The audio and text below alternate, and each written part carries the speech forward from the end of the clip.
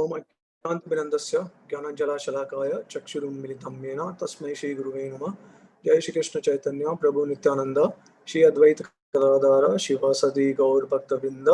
Hare Krishna Krishna Krishna Hare Hare, Hare Ram Ram Ram Hare Hare.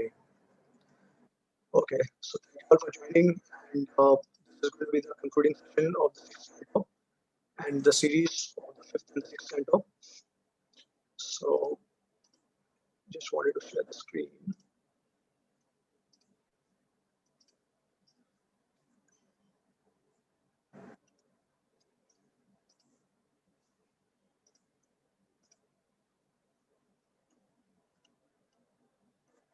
Okay, so last time we have already discussed chapters 1 to 10 of the sixth canto, and we'll continue with chapters 11 to 19, which will conclude the sixth canto.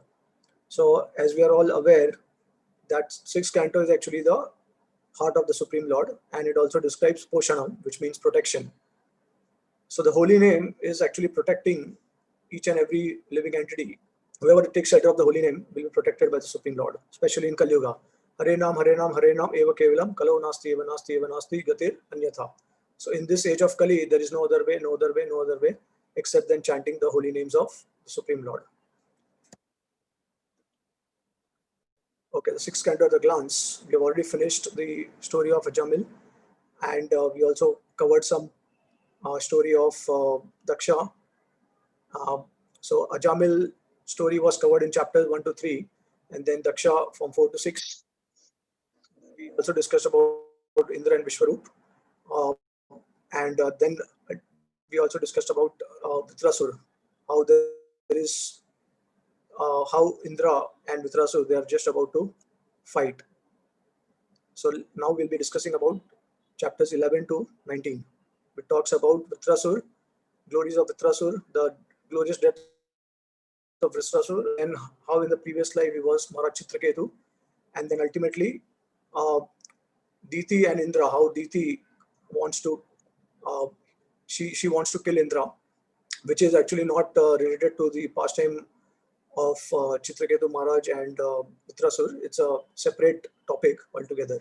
So we'll discuss all these things today. 11.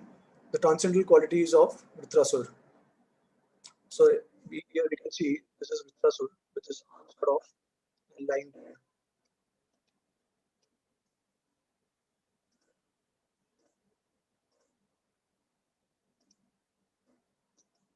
Okay, so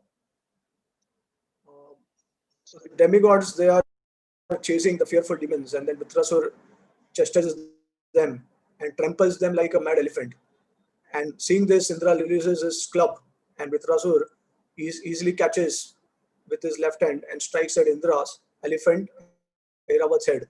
So, seeing the condition of Indra and Airavat, Indra refrains from attacking them and chastises Indra. So he says that by killing you, I will be freed from my debt to my brother Vishwarup, whom you beheaded, and I will make sure that vultures will eat your body, and I will sever heads of other demigods if they attack me, and offer that to Bhairava, Lord Shiva.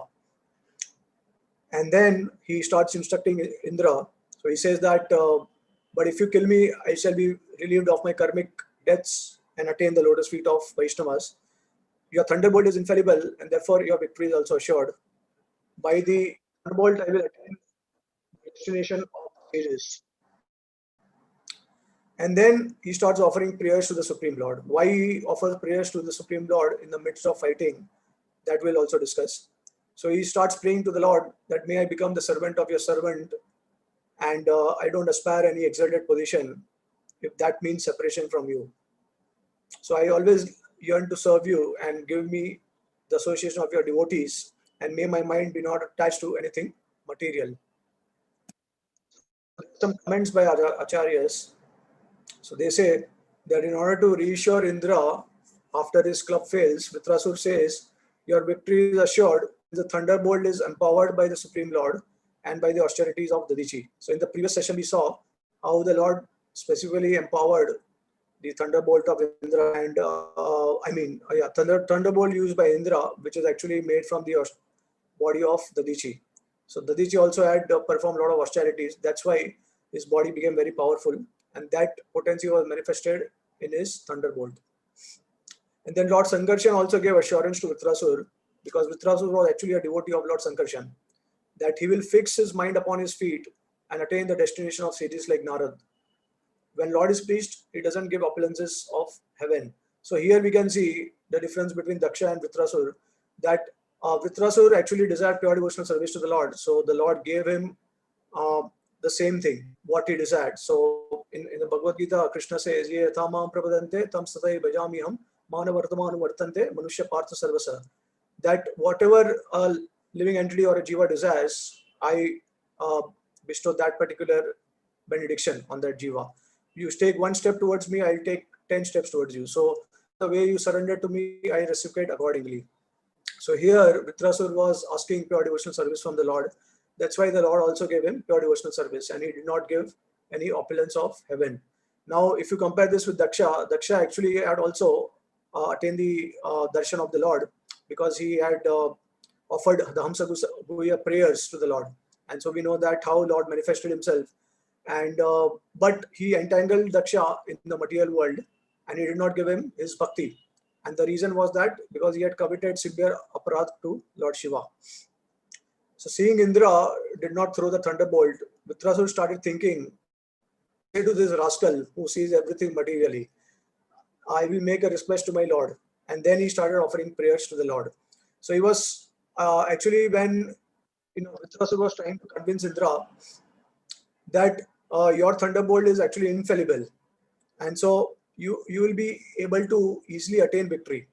But even after that, he was not able to convince him thoroughly. So then he thought that, okay, let me actually offer prayers to the Lord, and maybe the Lord will make arrangement so that Indra will gain that conviction and confidence to kill me. Chapter 12, Vritrasur's glorious death. So here we see how Indra, using his thunderbolt, is killing Vritrasur. And all these demigods are also seen. So Vritrasur says so that Indra will fight with him and quickly kill him. And that's why he throws his trident, but Indra breaks it with his thunderbolt. And then he attacks Vritrasur with his thunderbolt and cuts off his one of the arms. So Vritrasur forcefully hurls his iron mace at Indra and strikes his jaw, and also strikes Airavat. So because of this, Indra drops his thunderbolt. Vritrasur encourages and instructs Indra. So now, after by Vritrasur, he is trying to encourage him to fight and continue fighting, and to also kill him. So he says that the Lord is the supreme controller and there is no creator other than him.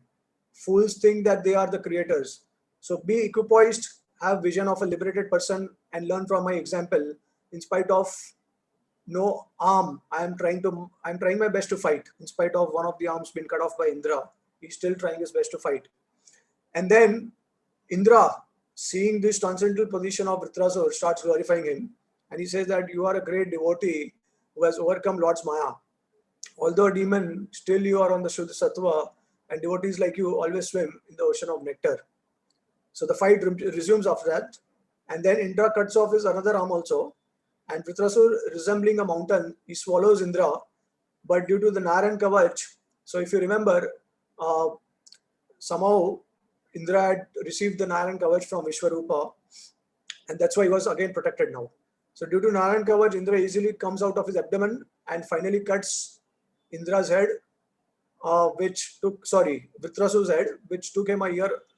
Although it revolved, the thunderbolt actually revolved around his neck with great speed, but still it took 1 year.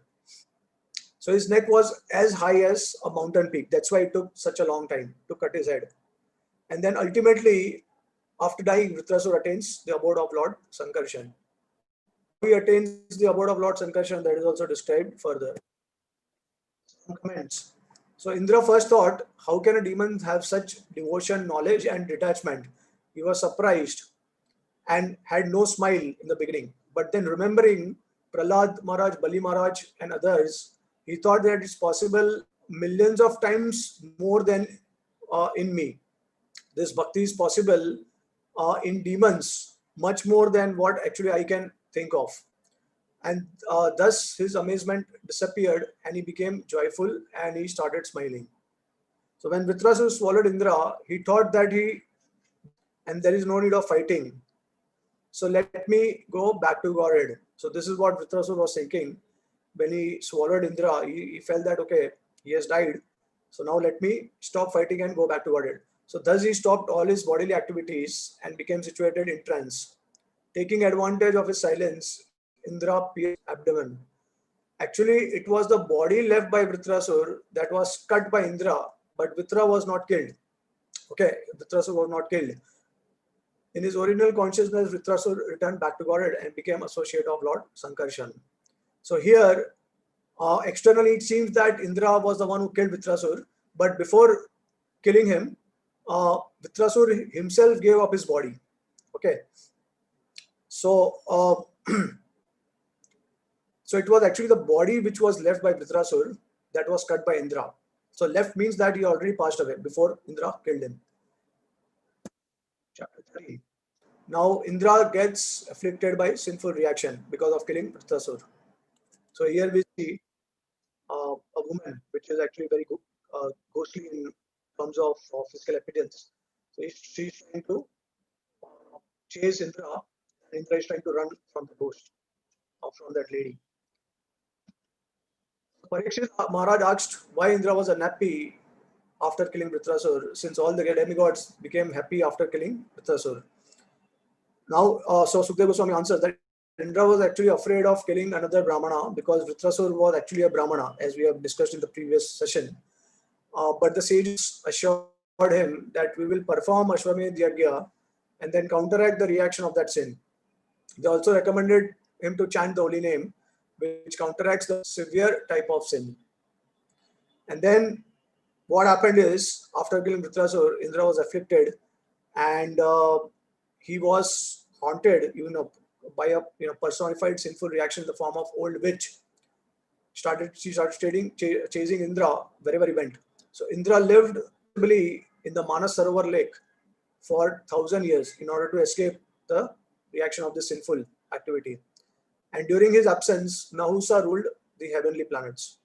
So Indra's sins were diminished by the influence of Rudra, protection of Lakshmi, and worship of Vishnu. Thus he performed Ashwamedh Yajna instead his position.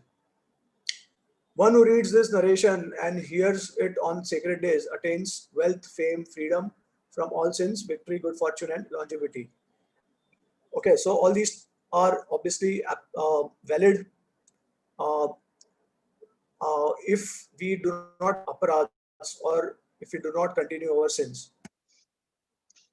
Okay, so the commentaries given by the acharyas, they say that one shouldn't intentionally commit sinful activities on the strength of devotion or ritual and think that one will be freed by that. That becomes an offense. So here we see that although the Brahmanas actually suggested with Indra to perform Ashwamedh Yajna and also to chant the holy name in order to get rid of the sinful reaction, but still Indra was afflicted with reaction.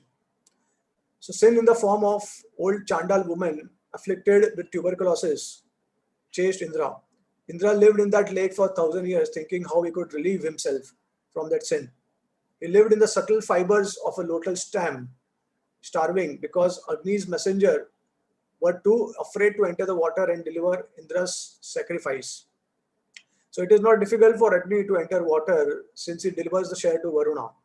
However, this water was difficult to enter since followers of Lord Shiva were guarding it. Thus the sin could not enter it. Chapter 14. So this is about the narration of the past life of Vritrasur. He was a king, King Chitraketu. So King Chitraketu's lamentation. So being surprised by the character of Vritrasur, a devotee in disguise, inquired from Sukadeva Goswami who he was, since bhakti is very rare to attain. So we know that Krishna says in the Bhagavad Gita that Bahunam Janmanam Ante Jnanavamam Prabhadante Vasudevam Sarvamiti Sa Mahatma Sudurlabha. That after millions of lives, one will actually understand who is Vasudev and one will surrender to him. So bhakti is extremely rare, because it is said that through bhakti you can even bind the Lord, or you can even purchase the Lord. So purchase the Lord means the Lord is completely so a pure devotee, then whatever you desire, the Lord will fulfill your desires. Okay, in that sense it is said that you can purchase the Lord, but that can only happen at the stage of prema, or the love of God. Okay, so Sukhdev Goswami starts narrating his past life. So as King Chitraketu, he had 10 million wives, but no son. And so why did he marry 10 million wives? Because he was trying to beget children through each of his wives, and he was not able to beget. That's why he kept marrying until he married 10 million wives. So even after marrying 10 million wives, he was not able to beget children, and that's why he was unhappy. So one time the great sage Angira Muni visited his kingdom. By looking at him, he understood that he is in anxiety. So asked him about his kingdom and why his face looked pale. So great yogis, great sadhus, just by looking at a person externally, just by seeing the features of a person, they can understand whether a person is happy or distressed. Chitraketu said that great yogis like you know everything, and that's why you all visit to bestow mercy. And then he asked him for a. So Angira became merciful to him, and then he uh, blessed him, and then he performed a sacrifice and gave his remnants to his first wife, Kritadyuti, and informed that a son will be the cause of happiness as well as distress or anxiety. So, because of this benediction, Kritadyuti gave birth to a son, and their affection for the son increased. The other wives became envious due to the neglect of king and administered poison to the child. Kritadyuti lamented and condemned Providence as inexperienced and unintelligent for prematurely cutting the bonds of affection. Called out to her son and started speaking to him, saying that don't go to Yamraj. But ultimately she realized that she was dead. He was dead. Chitraketu also lamented, and immediately the sages Narada and Angira arrived. So here we can see how Narad Muni is pacifying Chitraketu Maharaj, and all the other relatives, they are also uh, in anxiety and distress because of the death of the son. Okay, so Acharyas, they comment that Chitraketu understood Angira word in other way, and he thought that since he will be the only son, he will become proud of his wealth and will not be very obedient, and later it will be difficult to control him since he'll have more power than me, which will cause me grief. So Chitraketu Maharaj actually took the meaning of Angira Muni in a different way. So he didn't knew that he was saying that the child will die as soon as he's going to take birth. He is going to die. What he understood is that uh, he will be the only son. He will be proud of his wealth, and he will not be obedient. And so later it will be very difficult to control him, and that will cause me grief. So this is what Chitraketu understood. Okay, now after the lamentation of Chitraketu Maharaj, the saints instruct Chitraketu. So saints Narada and Angira instruct Chitraketu Maharaj. They instruct him that the material world and relations are all temporary, and that the Lord is the ultimate destroyer and maintainer. Chitraketu glorifies them, and he asks their identity and seeks transcendental knowledge. And he also says that Vaishnavas, their only business is to wander in order to enlighten materialistic people. Then Angira reveals his and Narada's true identity and the purpose in relieving Chitraketu from lamentation. Now, Angira didn't bestow transcendental knowledge earlier since he wasn't ready for it.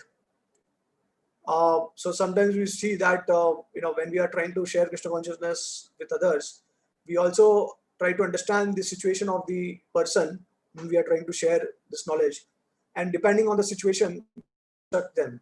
So we don't directly start preaching to them. We have to understand what level, what stage they are at, and accordingly we have to instruct them. So similarly, Angira also did the same thing. He didn't instruct because he was not ready, And so if you remember, in the previous session also we saw how Narada, he visited Daksha, and initially when he visited him, he did not instruct him. But then later when he was lamenting, that time he thought that this is the right opportunity to instruct him. But unfortunately, because of his severe aparat to Lord Shiva, he was still not uh, eager to inquire about the identity of the soul. So here we see that Muni also didn't bestow transcendental knowledge earlier, since Chitraketu Maharaj wasn't ready, because he was very eager to have a son, and he had this very strong desire. So that's why he couldn't instruct him spiritually. And then later, so he instructs him on the nature of the mind and how it is a cause for one's misery, and that one should understand one's true identity soul. And then later, Narad Muni initiates Chitraketu with a mantra to see Lord Sankarshan face to face in 7 nights. And he says that very soon you will get free from illusion, like the way Lord Shiva and other demigods who also took shelter of Lord Sankarshan. So even Lord Shiva is actually a devotee of Lord Sankarshan, and he keeps chanting the name of Lord Rama. So here Rama refers to Lord Sankarshan. Okay, so now after bestowing the mantra to Chitraketu Maharaj is in the mood of pure devotional service. He chants the mantra, and then he sees the Lord face to face. So Chitraketu Maharaj sees, or he meets the Supreme Lord. We can see here. Okay, so Narada brings dead son to life, and he starts preaching. So this dead son, he becomes alive, and then he starts preaching to Chitraketu Maharaj and all the relatives, and he says that, in which birth are these my parents? No one is rooted permanently, and the relations and the feelings of possessiveness, they are all temporary. Also, he began to describe the qualities of the Lord and the Jiva. Okay, how the Jiva and the Lord, they are one and different from each other. And he also glorified the Supreme Lord. So the relatives were freed from lamentation after hearing from the dead son. And then the child's funeral rites were performed. Kritidyuti's co-wives lost their bodily luster, and they atoned for their sin on the banks of Yamuna. And then later Narad Muni instructs Chitraketu Maharaj again.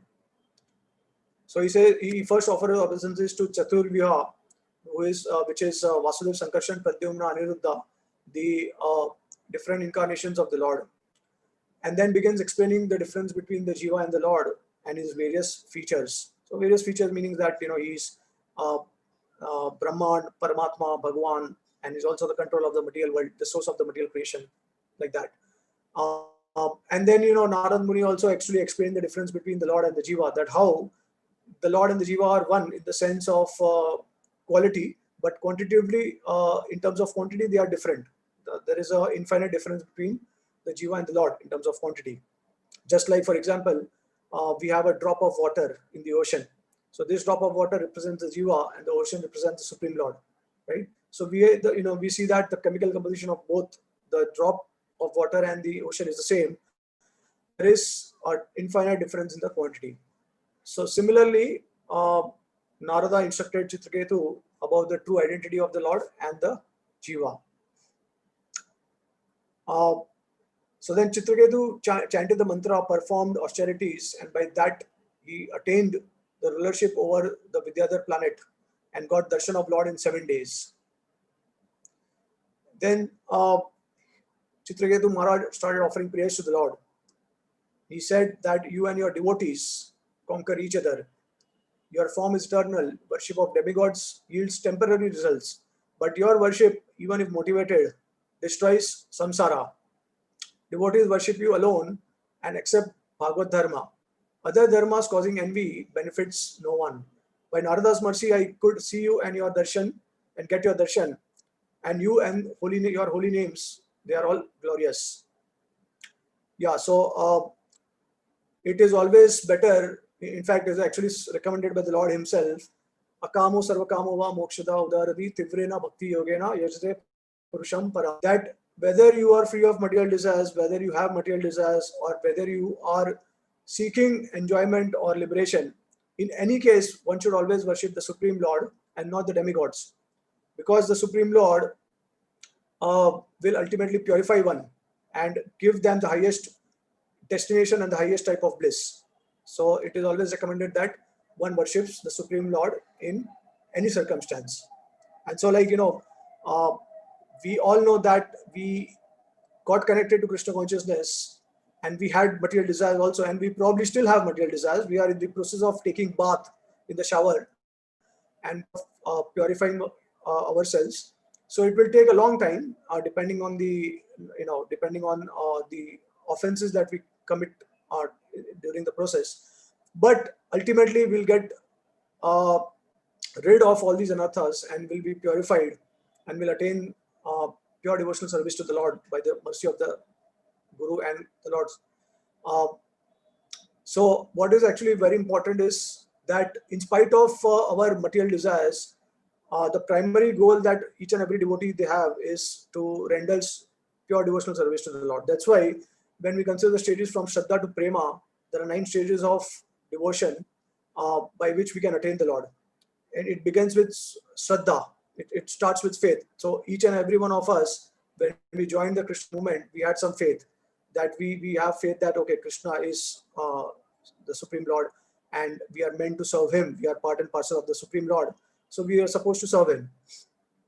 And so we started serving the Lord. And that's why right from Shraddha to Prema, this entire process is actually considered to be pure devotional service. Why? Because although we have material desires, but these desires are secondary desires. The primary desire is to actually serve the Lord, to please him, to satisfy him. So in spite of having other secondary desires, if we are steady in this path for a long time, in spite of all the obstacles and anarthas, then gradually all these secondary desires will also terminate, and we'll be able to attain pure devotional service to the Lord. Okay. And by attaining this pure devotional service, we also attain the highest destination as well as the highest form of bliss. So whatever bliss we experience in the material world, we are actually experiencing, in the scripture, the example is given that a hog, the example of hog, that how he is enjoying eating the stool. So for us, it seems a very degraded example, right? We cannot even think of. Immediately, we spit at that thought, right? So similarly, the enjoyment of the material world is like that when compared to the pure devotional, the enjoyment that we attain by pure devotional service of the Lord. So once we attain that stage, then we will also feel that this enjoyment that we are experiencing in the material world is also very insignificant, right? So this is actually the unlimited mercy of the Lord, that he's willing to give us the highest form of bliss. Okay, and obviously with each and every stage, as we advance further from Shraddha to Prema, we also keep experiencing bliss, and that bliss will also increase with the stages. Okay, so that's how we actually understand that the Lord is resonating with our desires and he's purifying us. Okay. Yeah, so another thing is that we also need to understand that only by the devotee's mercy we can attain the Lord. So here also we'll see that by Narada's mercy I could see you and your darshan. So after attaining the Lord, Chitraketu Maharaj is also glorifying Narad Muni, and he's saying that only by the mercy of devotees like Narada I was able to see you. Without the mercy of devotees, not possible. So then the Lord responds. He says that and the Lord also says the same thing, that by the mercy of sages you gain knowledge, and I am Shabda Brahman, Param Brahma, Paramatma, source of everything. Both the jivas and I are the knowers, and forgetfulness of me causes rebirth, but human birth facilitates self-realization, especially in the land of India. Bhakti frees one from bondage, and one can realize one's identity. You'll attain me at the end of this life, and he disappeared. So it is mentioned that both the jivas and I are the knowers. So obviously there is a difference here. And the difference is that Lord is the knower of each and every living entity. He knows the past, present, future of each and every living entity. Whereas the jiva knows only about his own self. Okay. So the comments by the acharyas. So they say that actually Narada himself spoke through the sun. So although it is mentioned that the sun, he came, he back, but actually it was Narada who spoke himself spoke through the sun. And if an enemy becomes, so now this son, he's preaching to his relatives that what if an enemy becomes one's son? How does affection arise for that person as a dear relative? So he's saying that why are you lamenting so much? Understand that in the previous life I was your enemy and I have come to take revenge. Then will you lament for me like that? So that way he's preaching. After glorifying the Lord, Chitraketu Maharaj, so you see when Chitraketu Maharaj is offering prayers to the Lord, he's glorifying the Lord, then he's criticizing non-devotees, and then he's also glorifying the devotees. So you see here that you and your devotees conquer each other. Your form is eternal, and demigod worship gives temporary results. Right? So he's kind of criticizing the non-devotees, and then ultimately he says that devotees worship you alone and accept Bhagavad Dharma. And this is how he's actually glorifying the devotees also. And by Narada's mercy, I could see you. Okay, chapter 17. Mother Parvati curses Chitraketu Maharaj. So here we see that Chitraketu Maharaj is flying in an airplane in the planet, and then he is able to see Lord Shiva and Parvati, and all the sages are assembled. Okay, so Chitraketu enjoyed for millions of years in the Vidyadhar planet in the valley of Mount Sumeru. So if you remember in our cosmology class, which is the second session, fifth canto, we see how Mount Sumeru is a golden mountain right in the center of Ilavrat Varsha or Jambudipa. Okay, so in the one of the valleys of Mount Sumeru, Vidyadhar planet is located, where Chitraketu enjoyed for millions of years. Once while traveling in airplane, saw Lord Shiva in assembly of sages, embracing Mother Parvati on his lap, and he expressed his wonder and started laughing loudly. So when Lord Shiva and his followers saw that, they remained silent. Chitraketu thought that he's better than him in controlling senses. He's better than Shiva in controlling senses. So Parvati saw this and she became very angry. So she chastises and curses Chitraketu. Who is he to restrain us?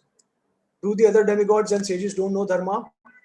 He must be punished for his impudence. And so she cursed him to become a demon. Chitraketu accepts the curse with humility and says that duality is experienced by the body is only due to one's own karma. No one causes them and they have no eternal effect. Lord creates these dualities for continuation of materialistic life, although he is equal to all. Please forgive me. He is begging forgiveness from Mother Parvati. And then Lord Shiva glorifies Chitraketu Maharaj, and he informs Mother Parvati that devotees are always equipoised and never fear any condition of life, whether it is hell, heaven, or liberation. Devotees, they are always above dualities. Both I and Chitraketu are dear to the Lord. And by hearing this transcendental wisdom, Parvati was specified by his words. So Chitraketu didn't counteract the curse, and so later it became Vritrasur. By hearing about Chitraketu, one is freed from bondage and goes back to Godhead. So some very interesting comments by our acharyas. They say that Chitraketu was not an offender like Daksha, since he didn't consider Shiva insignificant, but he just expressed his wonder. He appreciated how Lord Shiva was unaffected even in that situation. Actually, intentions were pure. Lord Shiva is the Supreme Lord. He is the expansion of the Supreme Lord. So in one sense, he is not different from the Lord, and so he can do anything. But since ignorant people will criticize him, they will be destroyed by their offense to him, and that's why I should establish that he has proper conduct and not have any infamy. So Shiva and his followers understood the intentions of Chitraketu Maharaj, and that's why they remained silent. If it was an offense to Lord Shiva, they would have blocked their ears and they would have left from the assembly. And now they also share the reason why Chitraketu kind of expressed his feelings. So they say that he was also feeling somewhat proud. Although his intentions were pure and not meant to insult Lord Shiva, he shouldn't have criticized. Chitraketu was somewhat proud at having achieved Sankarshan's favor, Lord Sankarshan's favor, and therefore thought fearlessly that he could criticize even Shiva. A mother's punishment to a misbehaving son is actually out of natural affection. For Chitraketu, Parvati's curse was actually a boon, because after taking birth as a demon, he was promoted to Vaikuntha. As a demon, his prem for the Lord increased, and devotees at the level of prem don't distinguish between obtaining body of a devotee or a demon. Lord Sankarshan wanted Chitraketu to return to Vaikuntha as soon as possible. So, out of fatherly affection, he inspired Parvati to curse in order to show the following. So, this was actually transcendental arrangement of Lord Sankarshan, because he wanted Chitraketu Maharaj to return to him as soon as possible, and he wanted to show great. He wanted to show the great strength of devotees in seeing curse or blessing, heaven or hell equally. Second, remove Chitraketu from the improper life as leader of Vidyadharas, because he was kind of entangled in material life. So the Lord wanted to actually remove the last tinge of his material enjoyment also. Third, increase the intensity of prema. And lastly, bestow on him the great sweetness of direct service to Vaikuntha. So then Shiva indicated that Parvati is very beautiful, but the beauty of the devotees is even greater. If Parvati's curse couldn't give slightest unhappiness to Chitraketu Maharaj, then that curse is actually powerless. So such beautiful commentary given by the Acharyas. Okay, so now we proceed to chapter 18. Now this is not connected to the earlier chapters. It's a separate chapter altogether. Diti vows to kill King Indra, and we'll see why. So now Sukdev Goswami continues from 6th canto, 6th chapter, describing the remaining descendants of daughters of Daksha. So if you remember, Sukdev Goswami was describing the descendants of the daughters of Daksha, right, in the 6th chapter. So now, after describing all these the pastime of Vitrasur, Chitraketu Maharaj and all, now he's recollecting back the descendants Diti Aditi.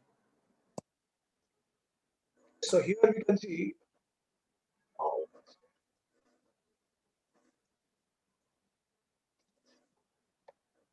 Kashyapa and Aditi. These are the descendants. Aditi gave birth to 12 Adityas, the descendants of the first four of them were mentioned in 6 canto 6 chapter 38 to 44 verse. And now the descendants of the remaining 8 are mentioned here. So Kashyapa and Aditi gave birth to 12 Adityas, and these are the names of 12 Adityas. And the first four of them are already discussed in the previous chapter, 6th chapter, and then the remaining 8 are here described. The descendants are described. And similarly here we see that the descendants of Kashyapa and Diti are described. So two sons Kashyapa had, Hiranyakashipu and Hiranyaksh, and then 49 Maruts. So this is what something that we'll see now.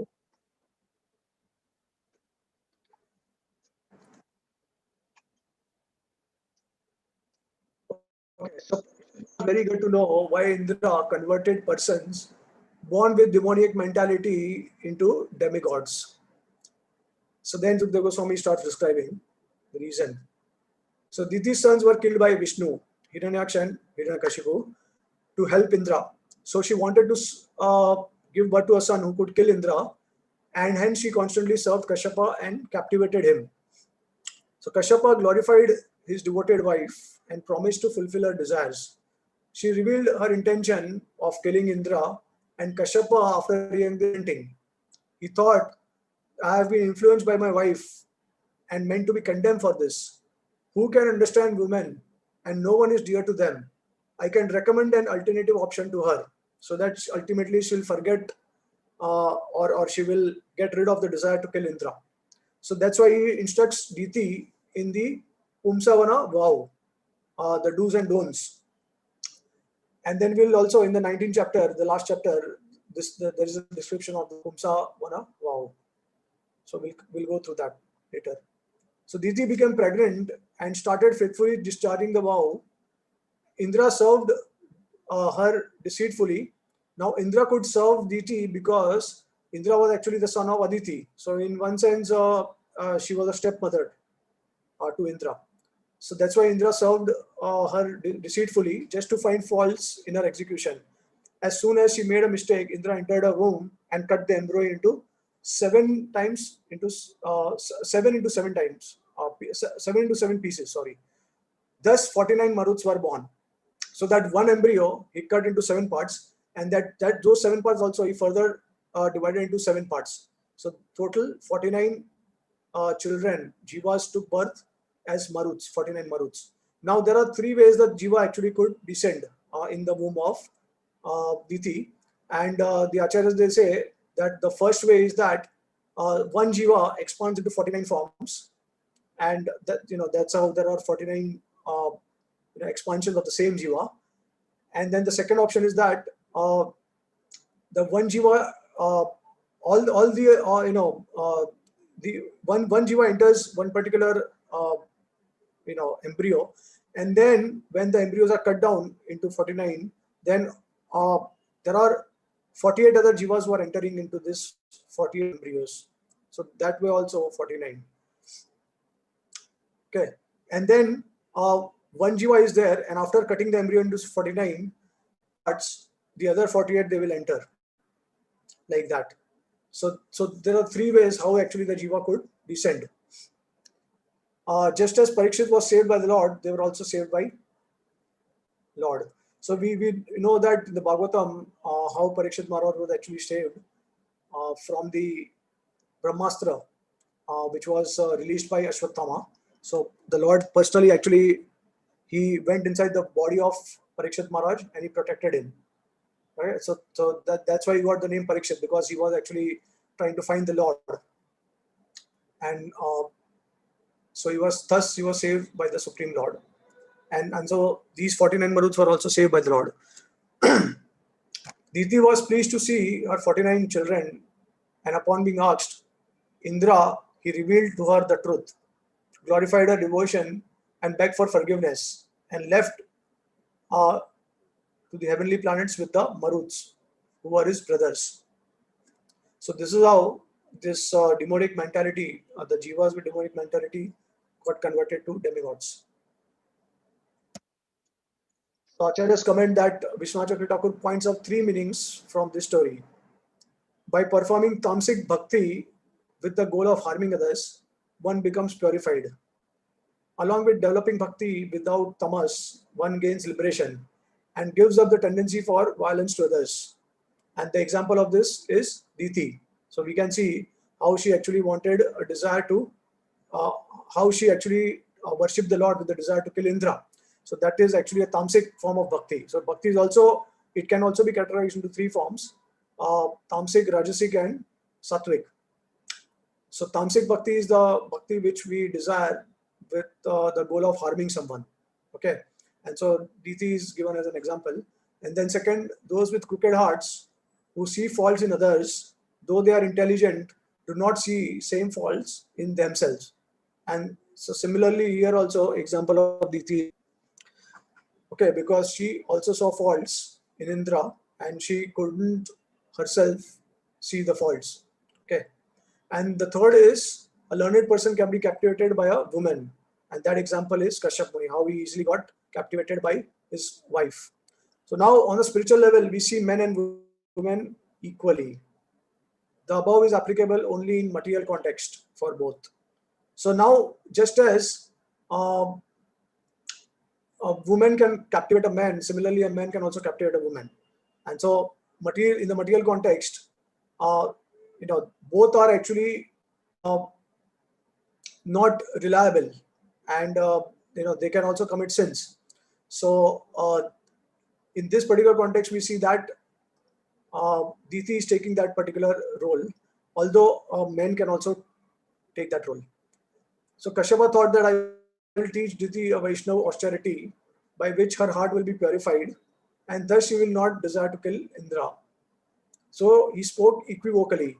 So now in the Sanskrit, so he spoke, he actually chanted long A, and that's why you will see that he chanted in Ha instead of a short one, meaning that she would get a son who would follow Indra.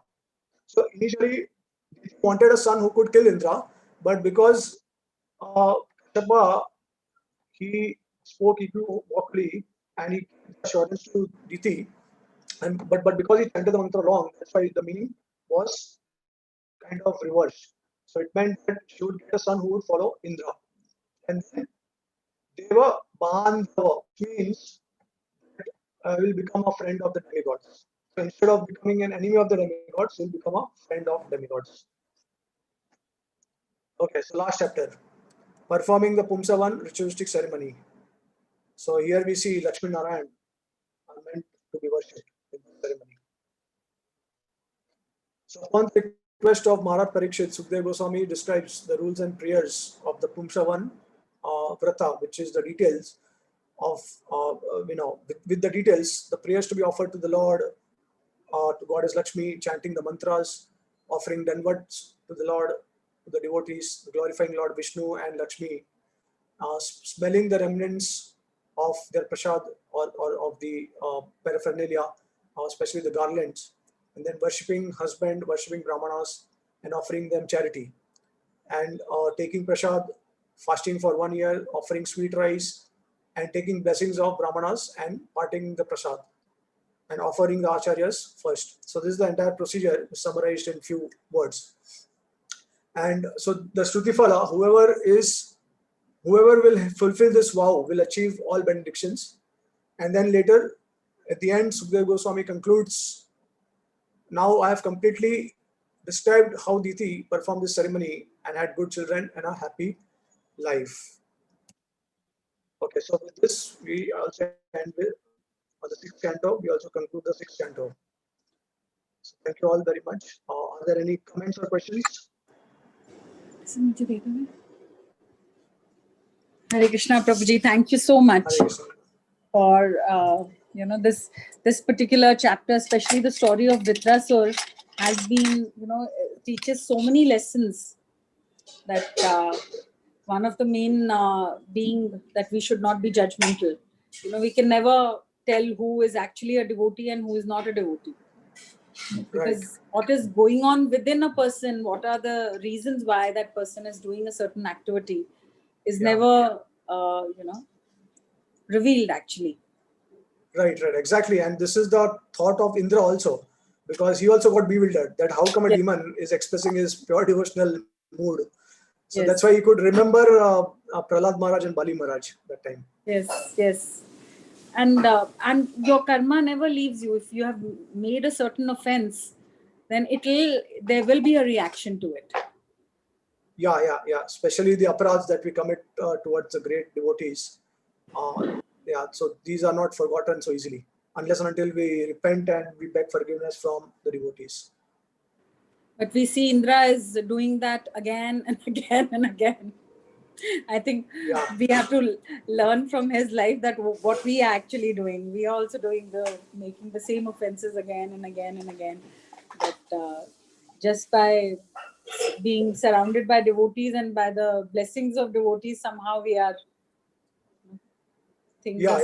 So like he's taking, as you had mentioned last time, like he's playing the dirty character, and in order to benefit us, because what we understand is that even if we attain the post of Indra, still we get entangled in so many problems. So this is actually the nature of the material world, that even if we attain the opulence of Indra and we attain the pleasures of the heavenly planets, still we will fall down, still will be entangled, and the anxiety will never leave us, because we'll always be greedy and anxious to attain more and more. We'll never be satisfied. That's why all these material pleasures, they are insignificant, and we cannot fulfill these desires unlimitedly. The more we try to fulfill them, the more we get entangled in these desires. So this is how actually the Lord is arranging in such a way so that we can be convinced that we don't want material pleasures also. Otherwise, we get more and more entangled in all these lower anarthas, like lust, envy, greed, pride, anger. Illusion. Yeah. So true, Prabhuji. In fact, it's such a, like, when you look at Vritrasur and Indra, one was completely satisfied, and the other person was unsatisfied in spite of having everything. his Exactly. insecurities were so much. Yeah. All through. Right. Exactly. Yeah. So this is the advantage of being a devotee of the Lord, because the entire process is that we are servants of the Lord, and we are meant to give pleasure to the Lord and His devotees. So in that sense, we are trying to get rid of this enjoying mentality, and in that service mood, we are also enjoying. Yeah. Ultimately, we are also finding that greatest The bliss true by serving enjoyment. others. True Yes. enjoyment. Yeah. True enjoyment. So yeah, we are just trying to purify our ego, because ego is always going to be there, but it can be a false ego or it can be pure ego. So that pure ego is our true identity, which is to realize that we are part and parcel of the Supreme Lord, and each and every living entity is our we have connection with them, and we are meant to serve them, not to exploit them. Another thing was like how Diti was, overtaken by anger and, you know, Yeah. and but the only good thing was that she went to a devotee. So Right. everything got pacified because she went to a devotee. He guided her to do that. This is how your wishes will be fulfilled. And Yeah. Yeah. ultimately, her heart was completely purified.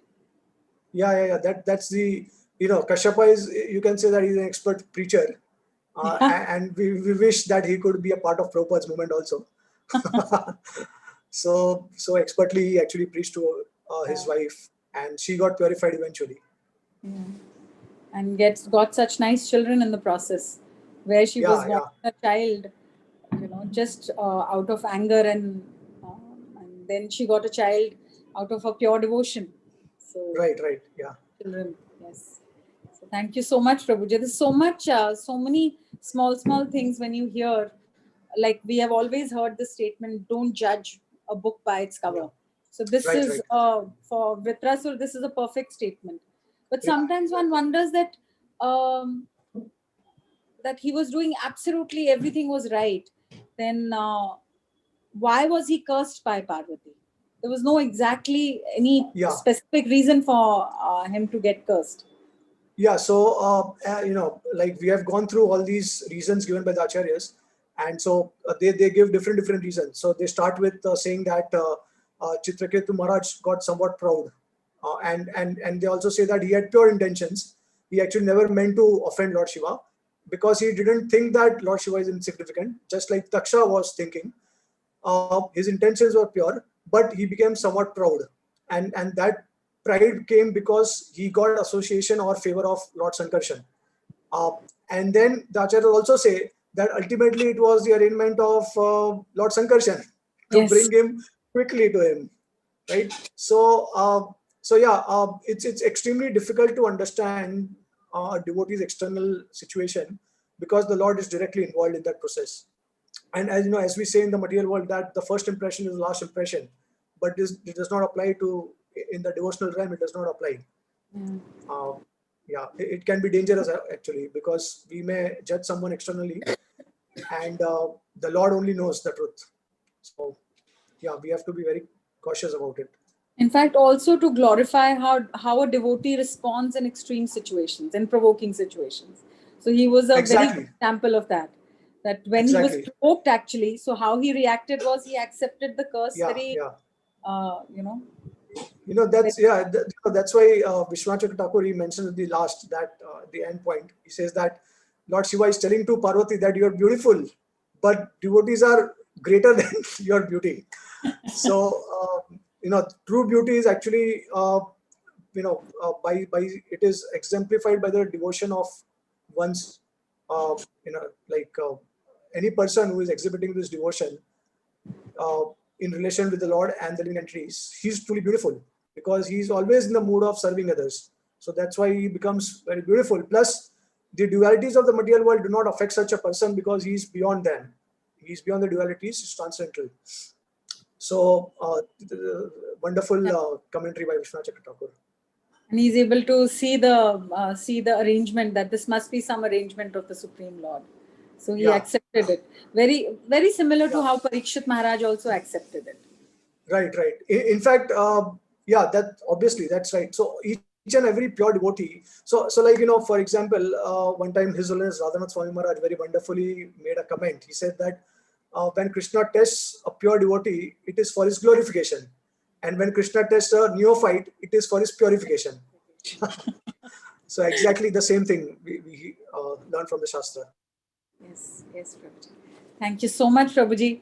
And thank you so much Thank for you so coming much, on our Mr. platform and gracing it and giving us such pure knowledge of the Shastras, and especially the Amala Puran, Srimad Bhagavatam. And you spoke about on the heart of Srimad Bhagavatam, the 6th canto. Yeah. So really grateful. And So, 5th canto is one of the most difficult ones to understand. I think I'll have to go yeah, through it multiple times to actually. multiple times. Yeah. Even I went like maybe for 4 or 5 times and Yes. tried to understand that everything is like proper. So I'm very grateful, Mataji. Thank you so much, the entire Pavitra Connect team, for giving me opportunity to share the knowledge of the Bhagavatam with all of you. So thank you so much, Mataji. And it's definitely a great blessing of Vaishnavas like you. We get this platform to serve all the devotees. So thank you so much, Mataji. Actually, it's a great blessing to hear from Vaishnavas like you. So thank you very much, I'm Prabhuji. just Thank you. trying to become a Vaishnava, just trying to learn from others. So Thank you, Mataji. Thank you. Thank you. Thank you so much, Prabhuji. Thank you to all the people who are watching. And we'll see you again the week after. Next week, we will not have Bhagavatam reflections. But the week after that, we'll come back with Muralidhar Prabhu discussing on 7th and the 8th canto of Srimad Bhagavatam. Thank you very much. Hare Krishna. Hare Krishna.